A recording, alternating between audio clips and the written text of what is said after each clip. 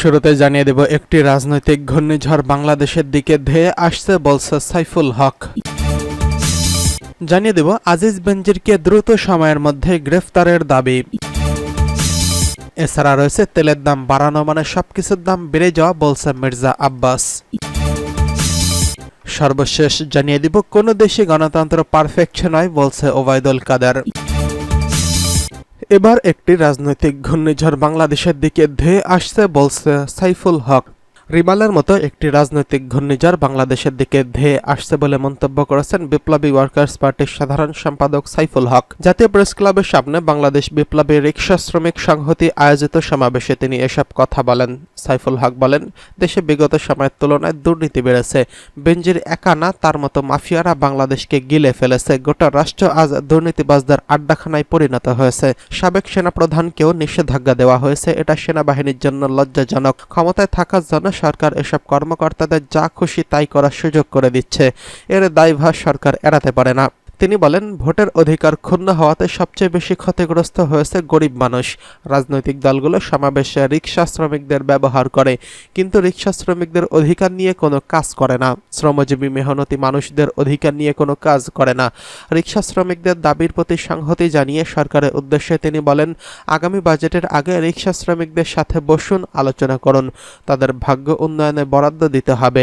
অবৈধ কর্মকর্তাদের দুর্নীতির সম্পদ বাজেয়াপ্ত করলে 20 লাখ মানুষ, গরিব মানুষের ভাগ্য উন্নয়ন সম্ভব। এ সময় সংক্ষিপ্ত সমাবেশে সরকারি চাকরিতে রিকশা চালকদের সন্তানদের কোটা ভিত্তিক নিয়োগের দাবি তুলেছেন বাংলাদেশ বিপ্লবী রিকশা শ্রমিক সংহতি। সমাবেশে বক্তারা বলেন, লাখ লাখ রিকশা শ্রমিকেরা এখন বহু কষ্টে দিন যাপন করছেন, অথচ মুক্তিযুদ্ধ থেকে শুরু করে দেশের প্রতিটি গণতান্ত্রিক আন্দোলনে রিকশা শ্রমিকদের গুরুত্বপূর্ণ ভূমিকা রয়েছে। এ সময় রিকশা চালকদের জীবনমান উন্নয়নের 9 দফা দাবি তুলে ধরা হয়।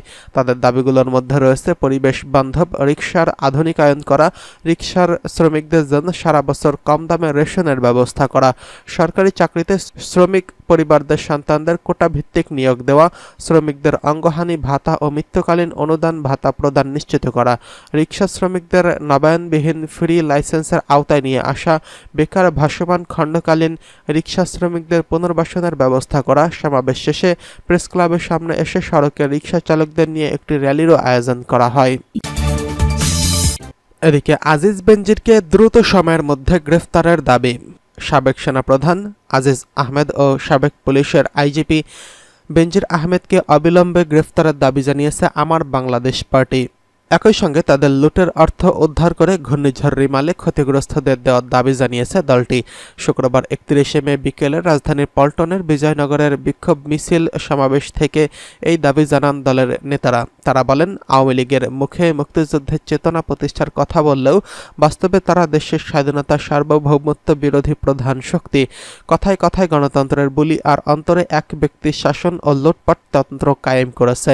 বিক্ষোভ মিছিল শুরুর আগে বিজয়নগরের প্রতিবাদ সমাবেশ অনুষ্ঠিত হয়। এতে সভাপতিত্ব করেন এবি পার্টির যুগ্ম আহ্বায়ক AFM সোলাইমান চৌধুরী।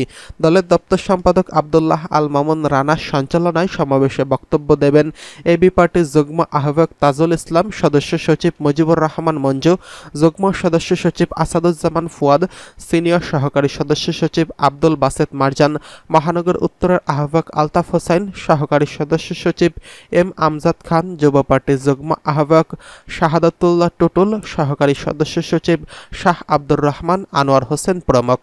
সভাপতির বক্তব্যে সোলাইমান চৌধুরী বলেন, সাবেক সেনাপ্রধান আজিজ আহমেদ যে পদে থেকে অপরাধ করেছেন তাকে সেনা ও ফৌজদারি আইনে বিচারের আওতায় আনতে হবে। বেনজির আহমেদের শুদ্ধচার সনদ প্রত্যাহার করার দাবি জানিয়ে তিনি বলেন, অশুদ্ধ ও রং হেডেড সরকার প্রধানের পক্ষেই এইরকম চরম দুর্নীতিগ্রস্ত লোককে শুদ্ধাচার পুরস্কার দেওয়া সম্ভব। এ সময় প্রতি বছর 31 জুলাইয়ের মধ্যে মন্ত্রী এমপি সব বাহিনীর প্রধান, আমলা, শীর্ষ ব্যবসায়ী ও শিল্পপতি সম্পদের তালিকা শ্বেতপত্র আকারে প্রকাশের বাধ্যবাধকতা জাতীয় রাজস্ব বোর্ড ও এখতিয়ারের রাখার দাবি জানান। মুজিবুর রহমান মঞ্জু বলেন, গত 16 বছর ধরে আওয়ামী লীগ সরকার কয়েক হাজার বেনজির আজিজ তৈরি করেছে। এদেরকে অবৈধ সম্পদ অর্জনের সুযোগ দিয়েছে, তার বিনিময়ে এদের কাছ থেকে অসাংবিধানিক ও অবৈধ সার্ভিস নিয়েছে সরকার। ফলে দেশের সর্বক্ষেত্রে আজ হাহাকার। তিনি ৮,০০০ ভুয়া মুক্তিযোদ্ধার তালিকাভুক্তি ও অবৈধভাবে কোটি কোটি টাকা মুক্তিযোদ্ধাদের ভাতা লোপাটের অভিযোগ তুলে বলেন, আওয়ামী লীগের মুখে মুক্তিযুদ্ধের চেতনা প্রতিষ্ঠার কথা বলল, বাস্তবে তারা দেশের স্বাধীনতা ও সার্বভৌমত্ব বিরোধীর প্রধান শক্তি। তেলের দাম বাড়ানো মানে সবকিছুর দাম বেড়ে যাওয়া, বলছে মির্জা আব্বাস। তেলের দাম বাড়ানো সরকারের সমালোচনা করে বিএনপির স্থায়ী কমিটির সদস্য মির্জা আব্বাস বলেছেন, ১ লিটার তেলের দাম ২.৫ টাকা বাড়িয়ে দেওয়া হয়েছে। এমনিতেই দ্রব্যমূল্যের ঊর্ধ্বগতি মানুষের নাভিশ্বাস, সেখানে ২.৫ টাকা দাম বাড়ানো মানে সব জিনিসপত্রের দাম বাড়া, প্রতি জায়গায় এর প্রভাব পড়ে। আজ দুপুরে রাজধানীর নয়াপল্টনে বিএনপির কেন্দ্রীয় কার্যালয়ের সামনে এক দোয়া মাহফিলে তিনি এসব কথা বলেন। এ সময় মির্জা আব্বাস বলেন, আগে শুনতাম বর্গীরা এসে লুট করে নিয়ে যায় দেশ, এখন বর্গীরা ক্ষমতায় বসে আছে, তারা লুট করে চলে যায় না, সম্পদ বিদেশে পাচার করে, সেই বর্গীরা ক্ষমতায় আছে। এখন যারা ভাবে বিএনপি থাকবে না, তাদের মুখে ছাই দিয়ে বিএনপি টিকে আছে বলে মন্তব্য করেছেন মির্জা আব্বাস। তিনি বলেন, বিএনপি আজীবন টিকে থাকবে, বিএনপি মানুষের মনে মগজে থাকবে। ঢাকা মহানগর দক্ষিণের আহ্বায়ক আব্দুস সালামের সভাপতিত্বে এবং ঢাকা মহানগর দক্ষিণ বিএনপির সদস্য সচিব রফিকুল আলমের সঞ্চালনায় দোয়া অনুষ্ঠানে আরও বক্তব্য দেন দলটির স্থায়ী কমিটির সদস্য গয়েশ্বর চন্দ্র রায়, জ্যেষ্ঠ যুগ্ম মহাসচিব অ্যাডভোকেট রুহুল কবির রিজভী, ঢাকা মহানগর উত্তর বিএনপির সদস্য সচিব আমিনুল হক প্রমুখ। কোনো দেশে গণতন্ত্র পারফেক্ট নয়, বলছে ওবায়দুল কাদের। পৃথিবীর কোনো দেশে গণতন্ত্র শতভাগ পারফেক্ট নয় বলে মন্তব্য করেছেন আওয়ামী লীগের সাধারণ সম্পাদক, সড়ক পরিবহন সেতুমন্ত্রী ওবায়দুল কাদের। তিনি বলেন, আমাদের দেশের গণতন্ত্র পারফেক্ট দাবি করি না, তবে পারফেক্ট করার পথে আমাদের চেষ্টা রয়েছে। প্রধানমন্ত্রী এ ব্যাপারে আন্তরিক। রাজধানীর ধানমন্ডিতে আওয়ামী লীগের সভাপতির কার্যালয়ে প্রেস ব্রিফিংয়ে তিনি এসব কথা বলেন। ওবায়দুল কাদের বলেন, আজ বিএনপি যারা বহুদলীয় গণতন্ত্রের কথা বলেন, তাদের গণতন্ত্র ছিল কারফিউ গণতন্ত্র। 15ই ফেব্রুয়ারি হ্যাঁ না ভোট, যেখানে হ্যাঁ ভোট ছিল 114%, 1,23,00,000 ভুয়া ভোটার। গণতন্ত্রকে তারা ধ্বংসের কিনারায় নিয়ে গিয়েছিল, নির্বাচন ব্যবস্থাকে প্রহসন ও তামাশায় পরিণত করেছিল। তাদের মুখে গণতন্ত্রের বুলি, ভূতের মুখে রাম নাম। দুর্নীতিবাজদের তালিকা করলে বিএনপি নেতাদের নাম সবার আগে আসবে মন্তব্য করে আওয়ামী লীগের সাধারণ সম্পাদক বলেন, বিএনপির আমলে হাওয়া ভবন ছিল দুর্নীতি আর লুটপাটের ভবন, আর এখন দুর্নীতি নিয়ে কথা বলে। বিএনপির আমলে দুর্নীতি করে দলের কাউকে কোনো শাস্তি দিয়েছে তারা? প্রশাসনের কাউকে শাস্তি দিয়েছে? আওয়ামী লীগ সরকার দুর্নীতিবাজদের বিরুদ্ধে ব্যবস্থা নিচ্ছে, তদন্ত হচ্ছে। সরকার বিএনপির মতো ইউম্যানিটি কালচার গড়ে তোলেনি।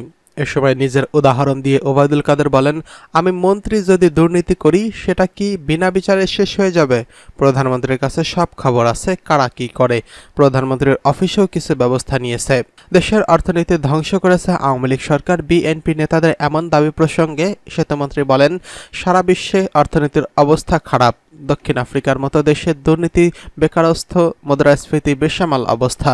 বাংলাদেশ সেখান থেকে অনেক প্রতিকূলতার মধ্য দিয়েও সামাল দিয়ে যাচ্ছে, ভারসাম্য রক্ষা করে যাচ্ছে। দেশের অর্থনীতি যদি ধ্বংসই হবে, তাহলে IMF, বিশ্বব্যাংক কিভাবে বাংলাদেশকে সম্ভাবনার দেশ হিসেবে সাপোর্ট করছে, সেটা মির্জা ফখরুলদের স্মরণ করিয়ে দিতে চাই।